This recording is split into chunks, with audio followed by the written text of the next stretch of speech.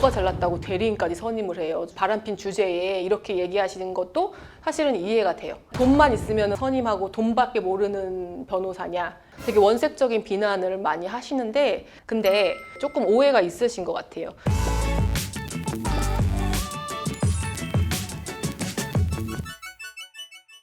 안녕하세요. 이혼 전문 박운주 변호사입니다. 내가 생각을 해보니까 이런 거를 조금 안 했더라고요. 불륜 행위가 있었을 때요. 피해자가 있고 그다음에 가해자가 있잖아요. 이 가해자의 유형이 어떨까에 대해서는 별로 설명을 안 드렸던 것 같아요. 피해자 입장에서 이렇게 생각했어요. 아니 그 바람핀년 놈들이 다 똑같은 놈들이지 무슨 유형이 있습니까? 이렇게 얘기할 수 있는데요. 제가 그 상담을 해보고 직접 만나본 분들을 이렇게 나눠볼 수 있을 것 같아요. 하나는 인정해. 무조건 인정하고 잘못했다. 잘못을 비시는 분들. 두 번째로는 억울하지만 인정한다. 나 저 사람이 유부남인지 유부녀인지 모르고 만나다가 알아버렸지. 저 사람이 유부남 유부녀인 거를. 근데 그 사람이 끊임없이 지금 원래 사실은 이혼 단계에 있었어. 조금만 기다려줘. 너한테 갈게. 이러면서 몇 달, 몇 년 계속 지속이 돼서 그 관계를 끊지 못하는 경우가 있거든요. 앞에 사정들이나 만났던 경위나 뭐 이런 것들을 봤을 때 내가 억울한 면이 있지만 어찌됐든 간에 미안하다. 이런 분들이 있고요. 마지막 세 번째로는 마냥 억울하신 분들이 있어요. 근데 마냥 억울한 게 크게 두 가지로 극과 극으로 나눠지는데요.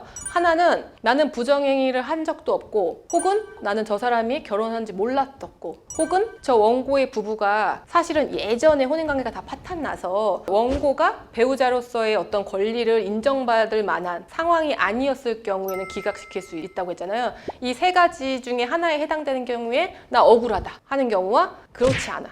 그런 거 아닌데 그냥 마냥 억울해. 책임이 없대. 자기는 유부남 유부녀 만나서 사귀었잖아요. 아 억울하대. 이러면서 무조건 억울하다는 분들이 있어요. 이렇게 유형이 이렇게 쭉 나눠질 수 있거든요. 제가 왜 이런 얘기를 하냐면은 제가 항상 말씀드리면 저는 상간소송에 원고도 대리를 하고 피고도 대리를 하는 사람이잖아요.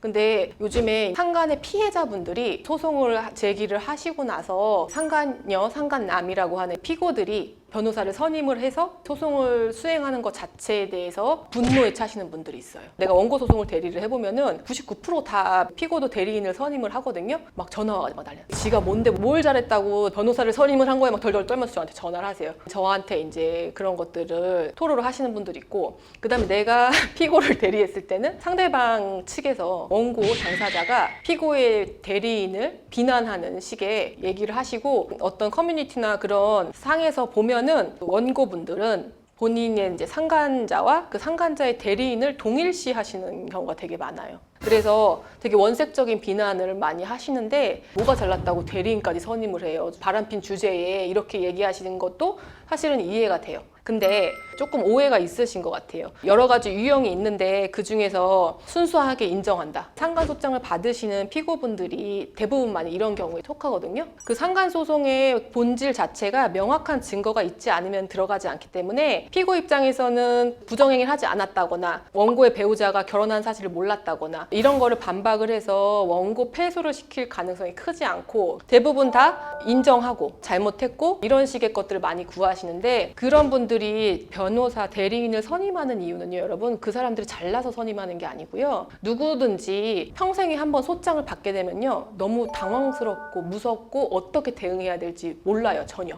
전문가를 통해서 나의 입장을 밝히고 용서를 구하고 사죄를 하고 이런 거 절차를 거치기 위해서 대리인을 선임하는 경우가 훨씬 많아요. 근데 이제 그 대리인을 선임한 행위 자체에 대해서 비난을 하고, 또 그걸 넘어서 피고의 대리인을 비난하는 분들이 굉장히 많죠. 예를 들어서 어떤 거냐면은 나에 대한 비난이에요. 내가 들었는데 열심히 공부해서 변호사가 내가 겨우 상간녀나 대리를 하냐, 돈만 있으면 선임하고 돈밖에 모르는 변호사냐, 원색적인 비난을 많이 하시는데, 사람들이 오해를 하시는 게 제가 피고를 대리해가지고 원고 패소시킨 사건들이 꽤 많거든요.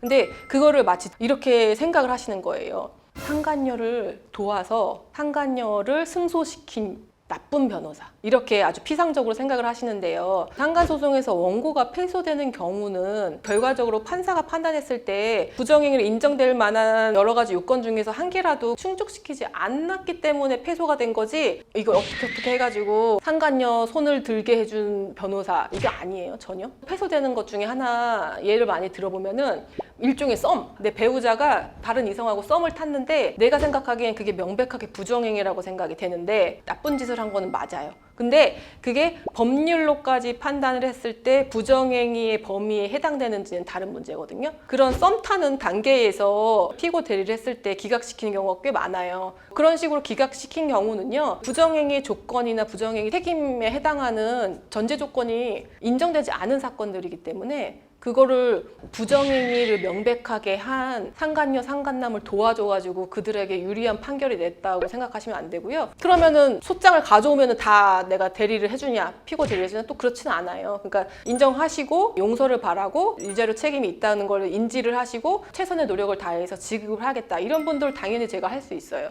그리고 억울한 면이 있는 분들 당연히 있어요. 분명히 그런 것들에 대해서는 밝힐 필요가 있겠죠. 그런 것들을 도와드린다. 근데 제일 뻔뻔한 케이스. 내가 가끔가다 만나는 건데요. 상담을 하면서 저는 원고의 배우자한테 단 1%의 미안함도 없대요. 내가 그 사람한테 얘기 듣기로는 가장으로서 대우도 못 받고 무시를 당하는 존재이기 때문에 절대 그 여자한테 돈을 줄 수 없다는 거예요.